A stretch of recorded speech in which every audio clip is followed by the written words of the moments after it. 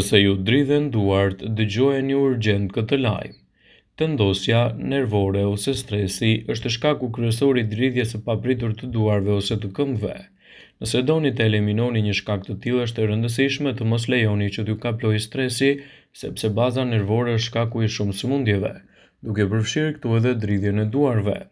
Në këtë video do të tregojmë disa arsye pse ndjeni këtë problem në fakt. Dridhja mund të jetë shenjë e parë e ndonjë paralajmërimi si sëmundja e Parkinsonit, skleroza multiple e të tjera, ose mund të jetë e lidhur me pengesën e metabolizmit siç është hiperdrozimi. Ndikimi i faktorëve të jashtëm mund të jetë një arsye, të cilat mund të shkaktohen edhe nga çrregullime të drejtpërdrejta të organeve, siç është teprimi me kafeinën.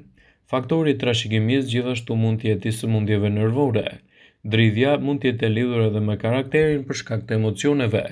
Shfaqja në periudha të caktuara nuk është e dëmshme, por kërkon një vëmendje pasi mund të jetë edhe shenjë Parkinsonit.